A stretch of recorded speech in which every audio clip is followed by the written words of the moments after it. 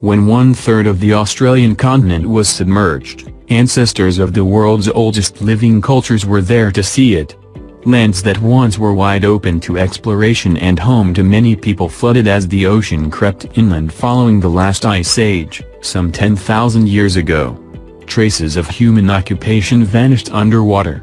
Aboriginal people living at the farthest reaches of Australia's ancient coastline would have steadily retreated. Those living inland would have witnessed the sea transforming their country. In Murujuga, once an interior rocky mountain range and now a coastal archipelago and peninsula in Western Australia, ancient people recorded the sea change in stone through artworks depicting newly arrived marine life and other animals, now extinct. Today, Murujuga stands as one of the largest collections of ancient rock art in the world. The million-plus engravings, which date back more than 40,000 years, are accompanied by evidence of human occupation scattered along the present-day coast, an archaeological record like no other. That says something for how significant this particular site is, says Peter Jeffries, CEO of the Murujuga Aboriginal Corporation, MAC, which represents the 5 language groups in the area, and has about 1,200 members, though the community is bigger than that. There's excitement anew in Murujuga. 2 more ancient archaeological sites were found, underwater, in 2019, and reported in 2020. They date back to 7,000 and 8,500 years ago, when water inundated the dry land where they sat. They are the first submerged sites of Aboriginal cultural heritage found on Australia's exceptionally broad continental shelf. Archaeologists believe that these underwater sites are just the first of many. There could be millions more artifacts out there on the seabed. Around 2 million square kilometers of land around Australia was lost to rising seas after the last ice age, about the same area as modern-day Mexico. The scientific thinking echoes Indigenous lore, that these now submerged landscapes, often called sea country, hold some of Australia's oldest histories. And so, the ocean beckons. Excited by the potential of uncovering ancient pasts, researchers and traditional custodians in Australia and beyond are stepping offshore to delve deeper into Indigenous histories, in search of sites that probably would have been destroyed or eroded if they lay on dry land. You mustn't stop at the shoreline, says archaeologist Jonathan Benjamin, who steered the project in Murujuga. But when venturing into unknown waters, the search begins close to shore. Murujuga, translated as hip bone sticking out, is a place few Australians have visited, and most might not even know about. On the far northwest coast of Australia, the red, rocky Burrup Peninsula juts into the sea from the port town of Dampier. Together with the surrounding islands of the Dampier archipelago and the waters in between, this is Murujuga country, as it's known in the local Ngarlume language. With its magnificent rock art collection and a coastline marked with remnants of long-ago industry, quarries for making stone tools, stone traps for catching fish, and mounded shell middens, Murujuga is clearly attractive to curious archaeologists. If you had to choose somewhere in Australia to step offshore, this would be it, says Benjamin, who had his sights set on the country's continental shelf when he took his position at Flinders University in Australia in 2014. The archipelago, Benjamin says, is full of nooks and crannies, bays and straits, inlets and sea caves, all with gentle waters that could protect artifacts hiding beneath the surface. If archaeologists were to find anything underwater, it would be here. In 2017, Benjamin launched the project, which entailed several field expeditions over 3 years. Jeffries matched the research team's fervor with his patience. His people have always known there would be relics of their ancestors hiding out on the seabed, he says. It was just a matter of time until they were found. Where the land is currently located is not where we always lived, Jeffries says, echoing the stories told by elders. Looking west from Murujuga toward the Indian Ocean some 20,000 years ago, the coastline would have been far out of sight, roughly 160 kilometers from where it rests today, and most likely home to some of Australia's first inhabitants. As far as records go, the earliest evidence of Aboriginal occupation in Australia dates back 65,000 years with stone tools found at a rock shelter on the tip of the Northern Territory, an almost 3,000-kilometre drive from Murujuga, a part of the country that was once connected to its northern neighbour, New Guinea, forming a prehistoric landmass. But, of course, as with any archaeological site, the rock shelter represents just a fraction of the country's indigenous history. There's much more to the story, and it likely rests offshore. If found, such sites could allow archaeologists to retrace Aboriginal people's earliest steps across the continent, while also providing tangible evidence for Aboriginal people to use in protecting the submerged lands where their ancestors once walked. The search for ancestral lands in Murujuga began with the researchers seeking permission from Murujuga's traditional custodians. With their permission, Benjamin's team studied the shoreline and then ventured into the sea to look for promising underwater landmarks for their dive team to investigate: an old riverbed, a valley, a shoreline. The crew snorkeled in front of stone quarries and fish traps dotted across the intertidal zone, and diving archaeologists surveyed the sometimes rocky, usually silty, slopes below. They imagined the seabed as dry, consulted satellite images and nautical charts, and filled in the gaps of existing maps.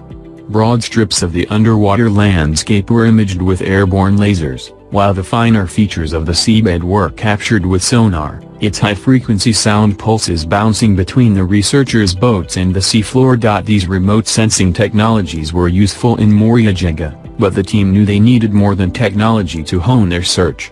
So they also asked local divers, skippers, and fishers, people who know the ins and outs of the archipelago, about special geographic features in the area.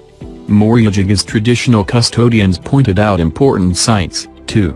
Those casual chats can lead to a collection of hard data at some point, helping to inform the next steps in a project, Benjamin says. In fact, one of the two sites where the team found stone artifacts was in a channel fishers knew as a good fishing spot, called Flying Foam Passage. Fish congregate there because of what's colloquially known as a wonky hole, a place where a freshwater spring full of nutrients seeps out of the seabed, attracting scores of fish. To archaeologists, a submerged spring could indicate the remains of an ancient river or a billabong where people may once have congregated and perhaps left their mark. Sonar identified a sunken hollow in the seabed, roughly half a kilometer offshore, so the divers went to investigate. They weren't disappointed. On their final day of diving at Flying Foam Passage, the team found a single stone tool near the wonky hole. The artifact was nestled in the rocky seabed so far offshore and in currents so weak that it couldn't have washed in from elsewhere. Its sharp edges had also not been flattened or damaged, which might have happened had the tool tumbled offshore. But it hadn't. By reconstructing past sea levels at its exact position, the researchers deduced that the sea swallowed this artifact 8,500 years ago or more. If that weren't enough, a sizable collection of barnacle-encrusted stone artifacts, 269 in total, was also found nearby, in Cape Brigier's channel, on the archipelago's northern side. Like the Flying Foam Passage tool, the researchers noted that the stones retained sharp edges, plus they were strewn across the seabed, not swept in by tidal currents. The artifacts are also distinctly different in shape and size to others found previously on land, indicating they were crafted at an earlier time. While the stone artifacts discovered underwater at Murujuga are a first for Australia, archaeologists elsewhere have been exploring drowned landscapes for decades now, in search of deeper histories.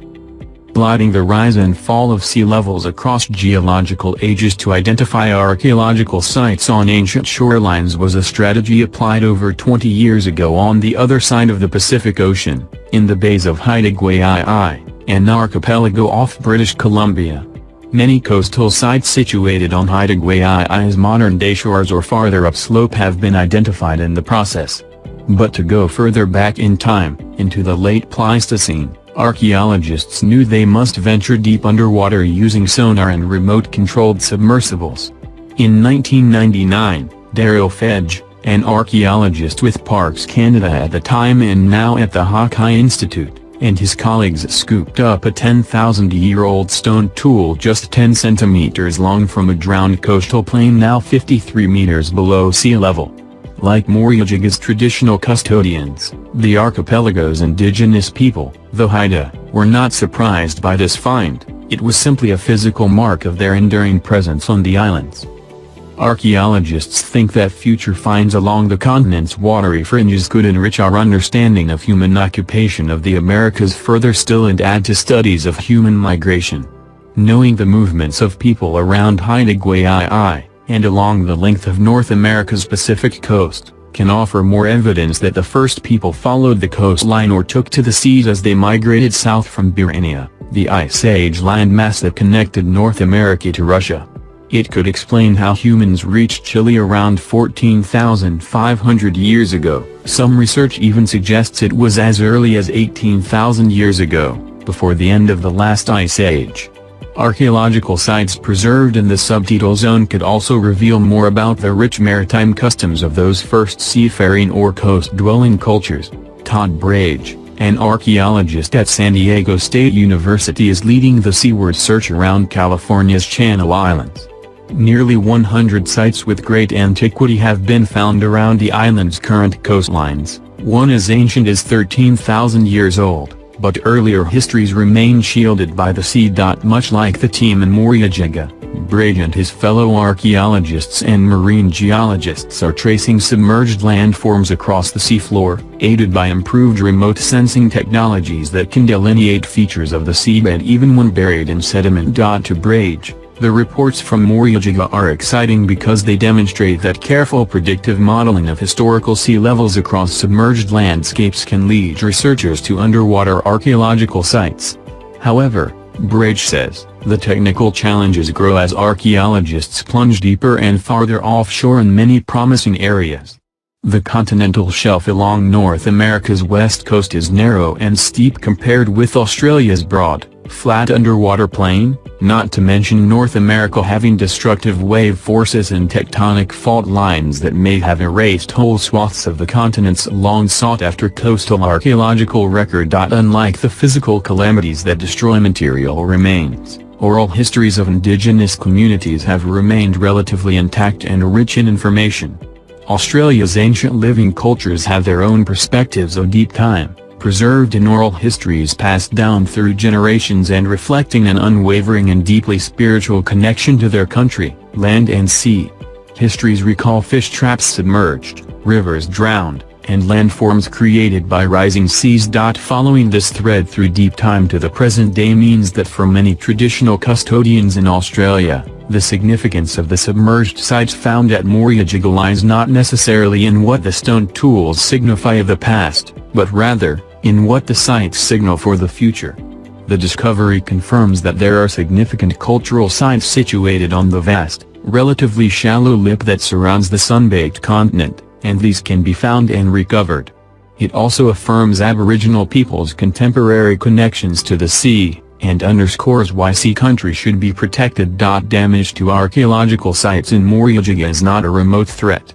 Rock art sites have been destroyed before by industrial development on the Burrup Peninsula, and mining companies continue to operate shipping ports and processing plants despite their proximity to the exceptional art. The community and researchers worry that damage from gas and particulate emissions will further erode sites. Parts of Murujuga's heritage are now protected as a national park, but it is still exposed to heavy pollution. And in the past, Peter Jeffers says that these heavy industries have dismissed the assertions of Murujuga traditional custodians that their cultural heritage could be found out to sea. Now, with the first artifacts found underwater in Murujuga, he hopes traditional custodians can leverage more meaningful negotiations with industry, to preserve their heritage on land and protect sea country, as well. Jeffers says the opportunity also goes beyond Murujuga and extends to other traditional custodians around Australia's coastlines. This discovery is not only for us. As soon as it was announced, the news from Murujuga resounded around the country, across to Cape York and down to Tasmania, the island that hangs off the southeast corner of the continent.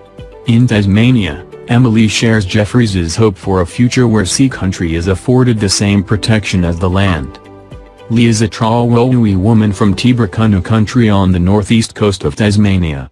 She exudes optimism but says the submerged sites in Murujuga highlight a problem for Indigenous peoples. Policymakers view the land and sea as completely separate entities.